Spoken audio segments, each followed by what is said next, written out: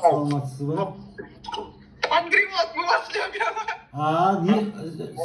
Сіздер якутсыздар ма? Жоқ, қазақпыз. Уважаю, братан. Неге орысша сөйлейсіңдер? Неге орысша сөйлемейміз? Маман орыс па? Жоқ, қазақ. Неге орысша сөйлеу керексің? Сен қазақсың. Жоқ, просто арамызда бір қыз бар еді, сол шамалы қазақша шамалы чуть-чуть түсінбейді да. Неді, Ресейден көшіп келді ма? Жоқ, қазақтар. Общий язык. Просто границада әке-шешесі туылып шыққан Мартук дейтін ауылдан. Орынборға қазақ. Тілдері орыс қылдау шамалы. Дұрыс айтты, орыс қылды. Сосын ол түсінбей қалады деп бәріміз орысша сөйлескенбіз ғой. Бір адамға ола бәрін орысша сөйлесіңдер, Братан, бұны тиктокта көрдік. Көрдің бе? Қайықтықсыз өзіңіз? Мен Қостанайдың қазағымын. Қостанай қазақ болса түсіну керексіз ғой. Неге Қостанайда біз орыс тілін білмейміз, қазақша сөйлейміз бе? Қостанай қайдан? Қостанайдың Рудный қаласынан. Рудныйда қандай орыстар ғой? Орыстарды қазақша сөйлеп қала деген орыс, Рудныйдың өзі орысша ғой, бәрі, мен келе жатқанда бәрі қазақша сөйлейді ғой. Мен қазір Түркияда тұрамын. Қайықта? Түркияда.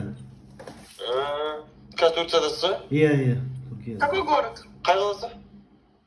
Анкарада. Анкара? Қазір Анкара. Қазақша сөйлесесіз ба, братан? Турцияда қазақша сөйлесесіз ба, деймін. Жоқ, ауру адам. Түркияда түркше сөйлесем. Ну, по идее, казахский язык с турецким похож, по идее. Енді түбірі бір ғой, енді 100-70%. Мысалы, біз бас дейміз, олар баш дейді. Біз көз дейміз, олар көз дейді. Біз мұрын дейміз, олар бұрын дейді. Қай жерін түсінбейсің? Сол айтам. Біз әдемі қыз дейміз, олар чок гузель дейді. Біз қотақпас дейміз, олар қотаққа дейді. Братан, кешірім сұрайыншы. Сендер қай жерденсіңдер? Ақтөбе ғой, батыс. Мені енді Ақтөбеде де филиал ашып едік. Кезінде мен білмейсіңдер шығар, енді Қазақстаннан кеткелі 3 жыл болды. Интернетте істемей кетті.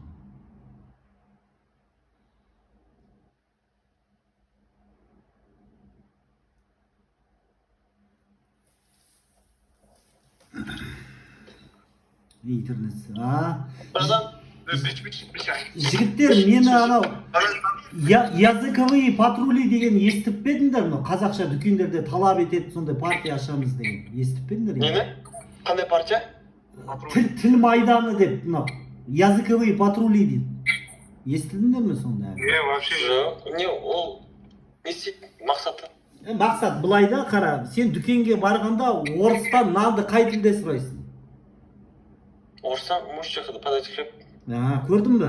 Орыс саған келіп ешқашан қазақша сұрамайды, өйткені орыс мықты да, қазақ құл. Орысты көрсе, айталман, братан, вообще айталман. Жоқ, жаңа өзі айтты ғой, орысша сұраймын. Көрдің бе? Мен мысалы студия... Братан, сұрайсың ғой енді. Енді былай да, мен қазақ... Орыстар тупой болғанда біз кінәлемейсіз ғой. Жоқ, ол тупой болса да, ол өз тілін сыйлайды да, намысы бар. Нет, это неправильно, ағай. Біз мысалы жан-жақты президентіміз 7 тіл біледі, например, біз неге... Енді бұл құлдың риторикасы да, мен мысалы жастар жинаймын ғой, осындай сұрақ қойсам, жастар айтады, аға, біз оны ойланбаппыз дейді ешқашан. Неге? Шынымен. Мысалы, құл мынандай, мынау көне Римдағы Аристотель айтқан, құл қожайынның тілінде сөйлейді. Раб должен быть здоровый и говорить на языке своего хозяина. Құл деген қандай? Мысалы, сіз де мысалы Түркияда жүрсіз, қазақсыз ғой мысалға. Ертең, сіз де түркше сөйлесіздер түрікмен. Ол уже қандай? Жоқ, мен Түркия мемлекетінде түркше сөйлесіп жүрмін. Негізі бәріміз. Жоқ, қараңыздар. Араб тілінде сөйлесу керек болса, былай қараса дегенде. Жоқ, қараңыздар, иә. Діні мұсылман, например. Жоқ, мұсылман ол не арабтардың діні емес, ол барша әлемге Барша Жоқ, сол барша әлем мысалы. Жоқ, қазақтың көне ең бірінші әлемдегі ең бірінші жазбалар, иә, білесіздер ме, кімнен шыққан? Қазақ тілінің ба? Иә. Или араб па? Жоқ, жалпы дүниеде. Дүниеде? ана бір Монголияда ма бір бәле шыққан ғой, ана руына дейін. Міне кішкене хабары бар екен. Иә, ол біздің бабамыз Күлтегін деген. Жыры бар емес пе? Бірінші тасқа жазғанда, сол ең бірінші рун жазылу деп аталады. Енді сондықтан енді біз ол арабтар болмай жатқанда, біздің ата бабаларымыз жазғанда.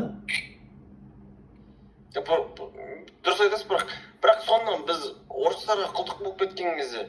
Енді қараңыздар, енді біз... Сол кезде бәрін жойып жіберген ғой, мысалы қараңызшы. Иә, біз 300 жыл, иә, Қазақстан, мысалы, Ресейдің боданында болдық біз. Қазір де бодан. Мысалға дейін да, қазақта мындай тек атақты хан батырлардан басқа адамдар өмір сүрді, олар туралы дін тарих қалмағанда. Иә, неге? Өйткені біздің тарихымызды орыстар өртеп жерген. Типа, мы вас стоя ссать научили, вы жили в юртах. Типа, бізде мәдениетіміз болған жоқ. Иә, біз... Орыс істе себебі қоймай отырып себебі. Иә. Мысалы, қараңыздар, иә, 1920 жылға дейін біздің Қазақстанның атауы біз Түрк Республикасы болып аталдық. Біз Қазақстан, Түркия емес, Түркия Осман Республикасы болды. Енді қараңыздар, міне, мысалы, мынау өз оригинал неде біздің алаш қайраткерлер жазған кітабын қараңдар. 1920 жылы, тамыздың 21 күні Түрк Республикасының халық ағарту комиссариаты дейді, Түрк Республикасы. Біз түрікпіз.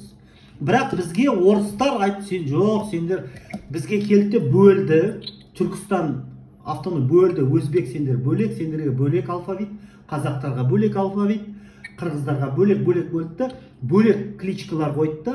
Түрк деген сөзді запрет, кім түрк деп айтса атып өлтіреді. Енді бұл соның дәлелін қараңыздар. Мысалы, мынау кітапты мектепте мынау сөзден түрк деген сөзді алып тастады. Бізге қазіргі жаста түрікті бір басқа бір түріктер ол аналар деп жүнтөс деп солай бізге солай құйып қойғанда біз солай ойлаймыз. Неге? Өйткені біздің сауатымыз жоқ та. То есть біздің басымызға орыстың чипін салып қойған компьютерға салады диск. Бізде диск, русский дискті оригинал емес, оригиналды өшіріп тастады бізде. Енді сіздерге қараңыздар, мысалы енді дәлел факт көрсетейін, Мағжанның өлеңі бар қазақ тілі деген. Соны қызық біздің балаларға сол қазақ тілі деген өлеңді бір сөзді алып тастады. Түрік деген сөзді мүлдем мынау қазақ тілі деген өлең Мағжанның, оригинал. Мектепте былай оқылады. Жарық көрмей жатсам да ұзақ кен тілім, таза, терең, өткір, күшті кен тілім, таралған түрік балаларының бауырына ақ қол түрік. Енді мектепте былай жазылады. Таралған балаларының бауырына түрік деген сөзді алып тастады. Өйткені орыстар запрет қойды. Қазір запрет, даже қазір учебниктерде түрік деген сөз жоқ. Мен YouTube каналыма тіркеліңдер, жігіттер. Мысалы, бейтіндер кімнің қолында интернет пен телефон бар. Мен атымды теріңдер, сразу шығады. Қуат Ахметов деп. YouTube-қа ма? Иә. Бір кімнің телефоны бос, мен атымды теріңдер, көресіңдер. Қуат Ахметжанов па? Жоқ, сен терме, ана артындағы балар, сен неде отырсың ғой? Жоқ, сен... Қуат Ахметов. Россияға запрет кіргізіп берген жоқ па? Иә. тебя вспомнил, кто это. Ема, красавчик. базар жаппай. Ана орыстар мені көрсе қорқады.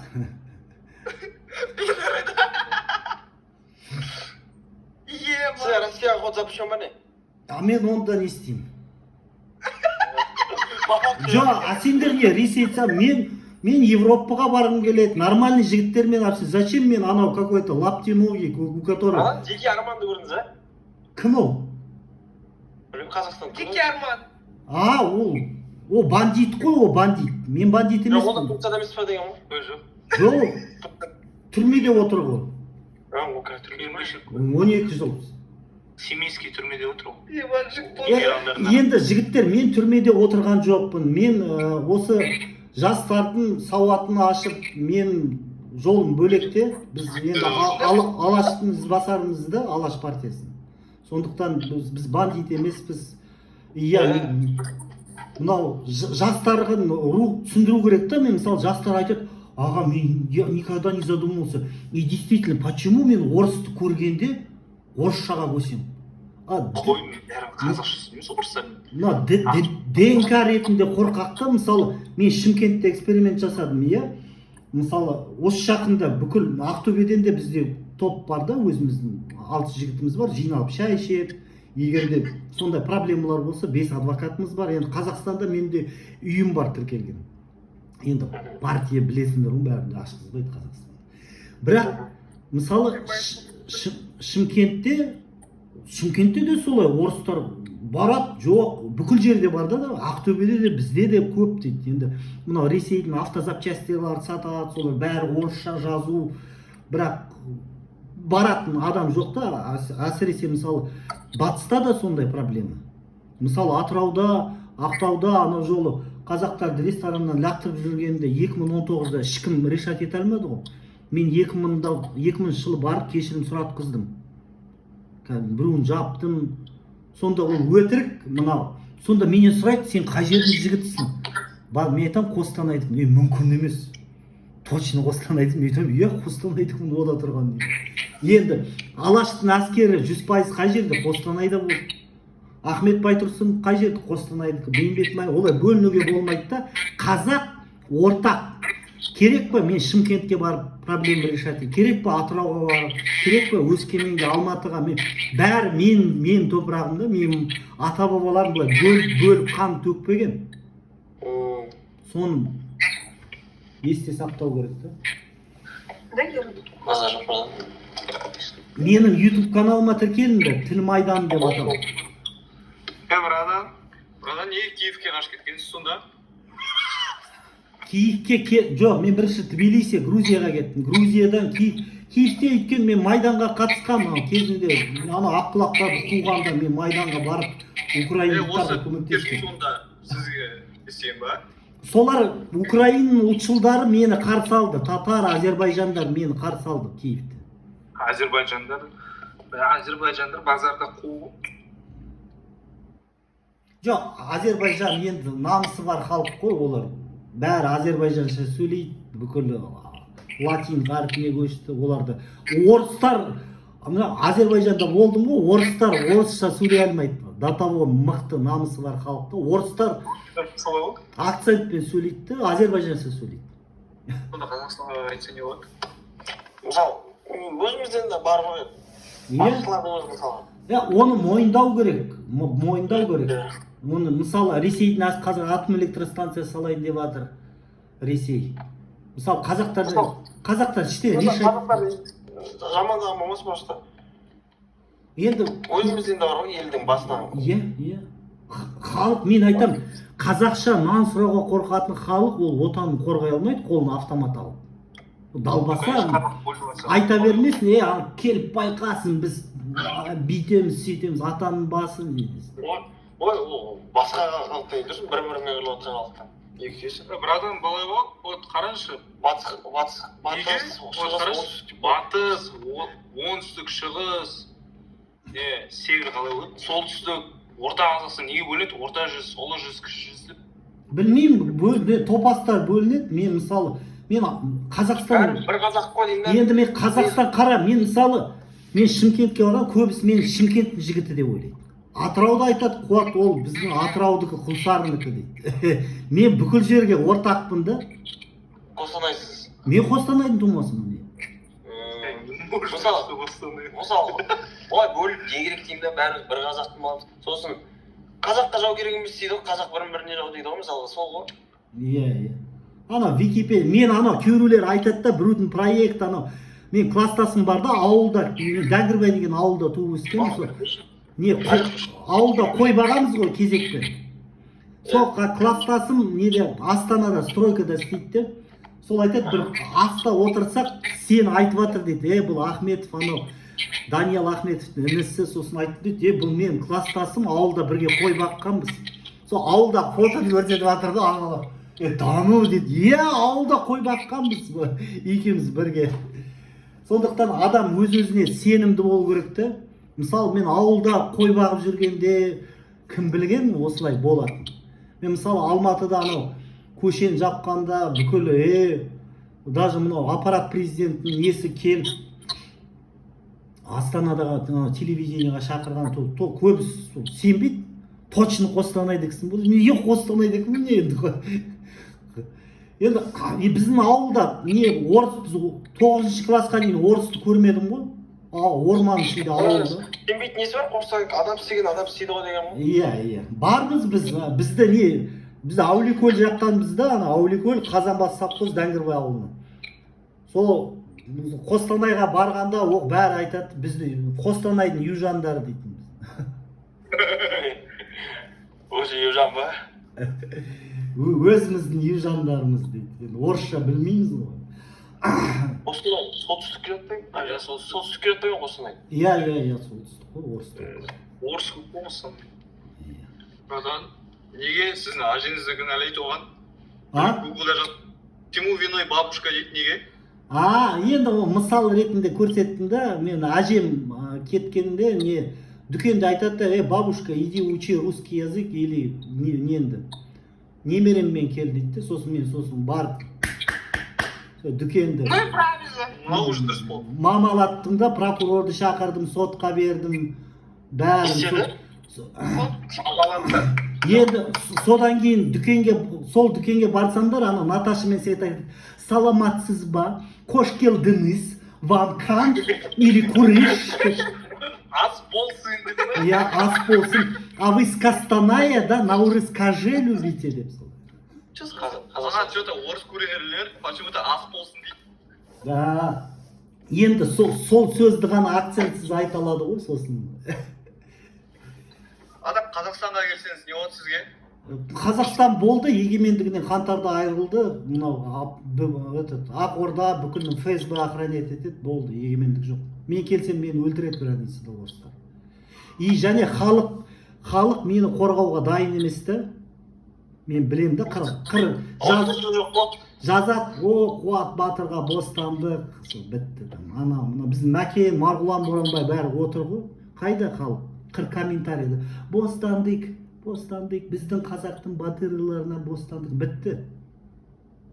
Интернет геройды сол. Бұрынғы не жоқ, жасты, мысалы Түркияда қамен босқұрттармен партиясының, ағамыз келді деп, жастар келіп, үйге 28 адам келіп, қолымды сүйіп, аби қош келдіңіз деп, түріктер, аби қандай сықынты болса, нет, Қазақ тілінің тарихын бұзған ғой кезінде орыстар ше. Негізі мысалға былай қарасаң деймін да, мысалы Құран кітап жазатын ше Арабияда кім Осман Тоқа ма?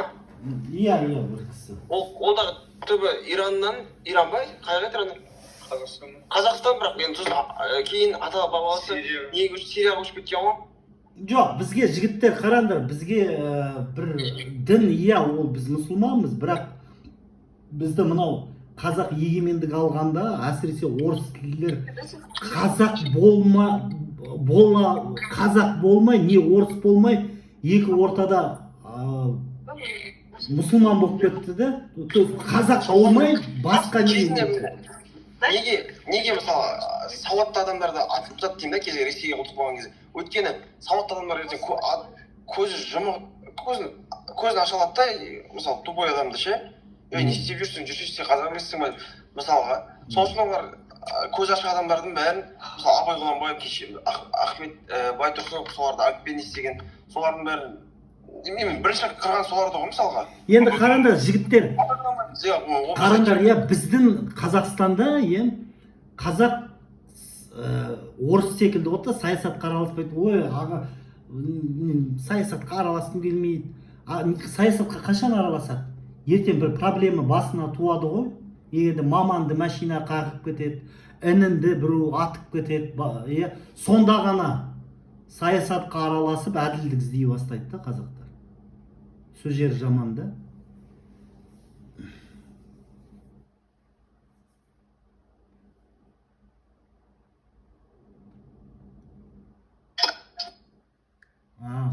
Интернет нашар.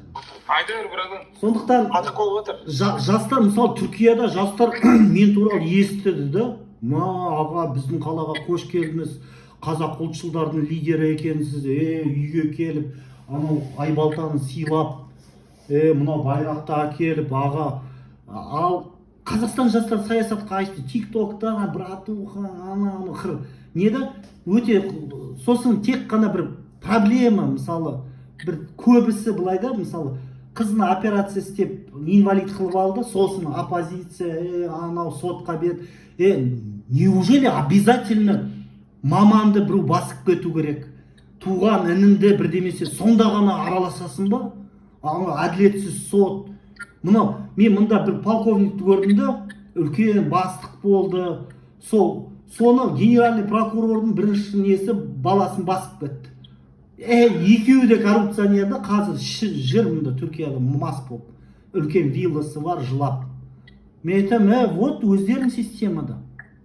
То есть, ол ойлайды, что его не коснется, каждого коснется. Каждого беспредел коснется. Егер де жастар саясатқа араласпаса, каждого орыс секілді жүресің сосын. Өз жерінде.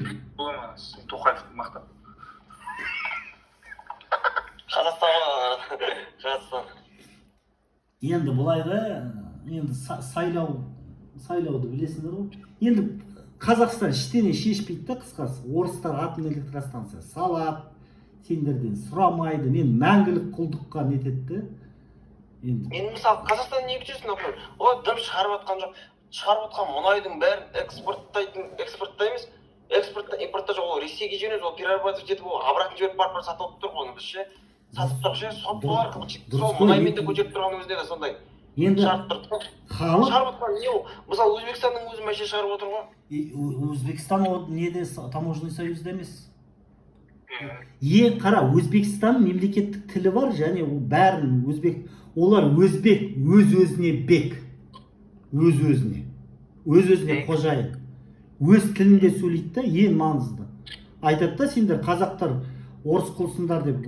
Қазақтардың бәрін тісін емдеуге бәрі Ташкентке барады. Бүкіл медицинасы күшті, арзан дамығанда. Неге? Өйткені Ресеймен одақтас емес. Бізді Қазақстанды жібермейді, ұстап тұрады. Өйткені халық емес, тобыр. Біз әлі халықтың деңгейіне өспедік те. Тобырымызда там модный там сиденье, колонка қандай, сондай деңгейдеміз да. Анандай емес, мысалы.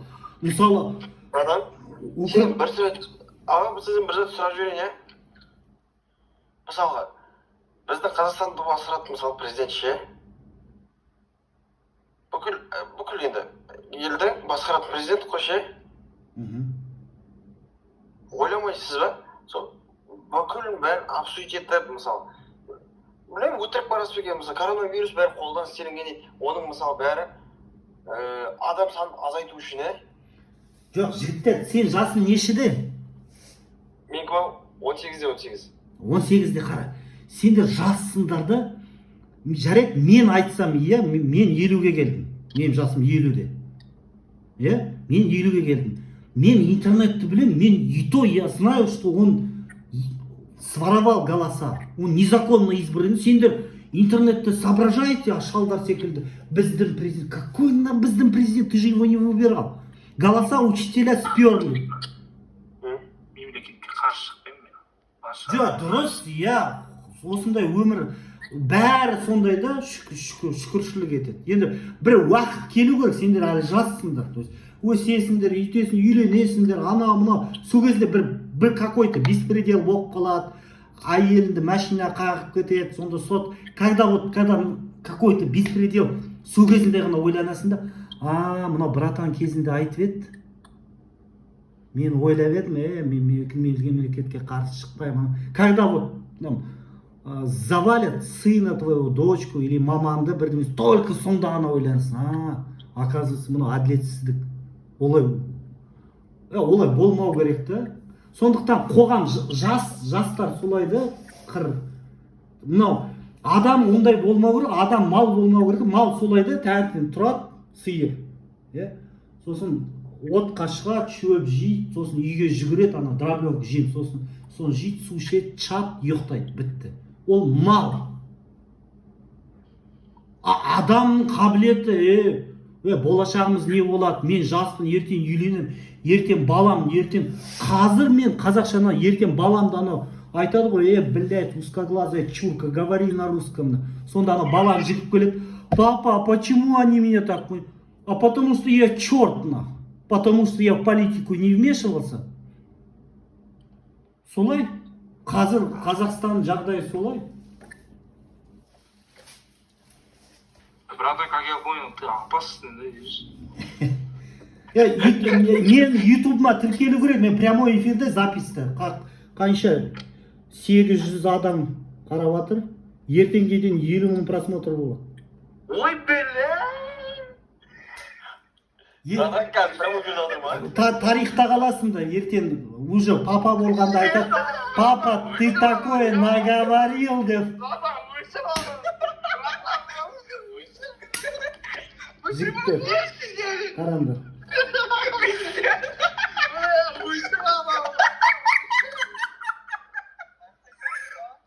Ютуб у вас?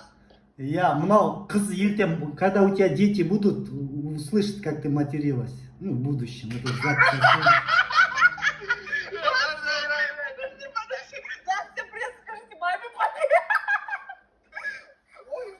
Ертең мынау болашаққа айтамын да, болашақта көресіңдер, мынау жастар қандай, қаншалықты, болашақтар қаншалықты серьезный, қандай ұрпақтан, кімнен тараған екен көресіңдер де, өздерін анализ жасайсыңдар. Ақтөбенің қазақтары да бар бұнда, қараңдар, Ақтөбенің жастары қандай, анализ жасаңдар. Ақтөбе, Астананың нелерін қараңдар. Өте керемет. Подожди, Ағай, как канал называется у вас?